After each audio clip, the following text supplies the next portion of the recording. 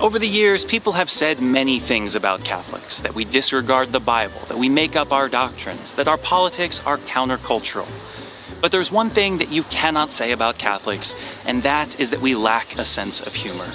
Especially in trying times, it's important not to take ourselves too seriously. It's important to have a good laugh every once in a while, even at our own expense. And so here are 10 of my favorite Catholic jokes that are sure to make you laugh. Late one evening, a man was breaking into a house to rob it when he heard a voice from the other room say, "Jesus is watching you." Startled, he hid and was quiet. After about a minute, he saw that there was no one there, and so he walked out again and heard the voice one more time. "Jesus is watching you." Across the hall, he saw that it was just a parrot. "Whew," he thought. So he walked over to the parrot and he said, "Is that you who said that?" "Yes." He said, "What's your name?" "Clarence." So what sort of idiot names their parrot Clarence? "The same idiot that names their Doberman Jesus." A drunken man stumbles into a church one day and sits in the confessional. The priest waits patiently for the man to begin, but after a few minutes he grows concerned, and so he goes to knock on the wall. The man cuts him off. He says, "Don't even bother. There's no toilet paper in this one either." A nun is teaching an elementary school class on career day when she asks the students what they want to be when they grow up.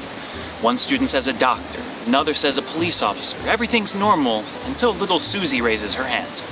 She says, "Sister, I want to be a prostitute."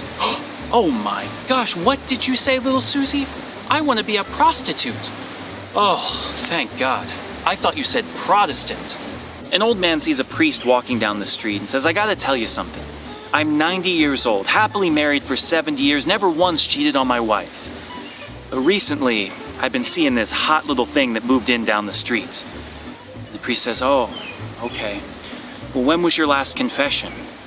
The man says, "Confession? I ain't even Catholic, I'm just telling everyone."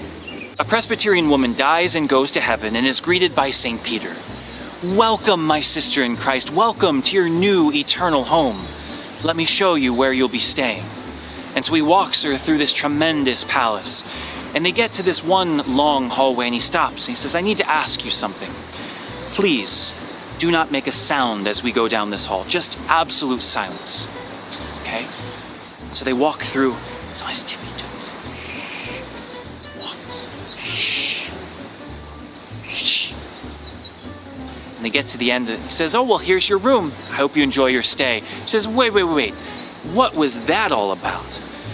He says, "Oh, that. You see, that's where the Catholics stay, and they think they're the only ones here, so we've just decided to humor them." A man walks into a bar and orders 3 beers. Seeing that he's alone, the bartender's a bit confused, but he pours the man his beer and brings it to his booth. He drinks one after another and then leaves without saying a word. The next week he comes back and does the same thing. The week after that again. By the 4th week, the bartender says, "I gotta ask, why do you order 3 beers and drink them all by yourself?"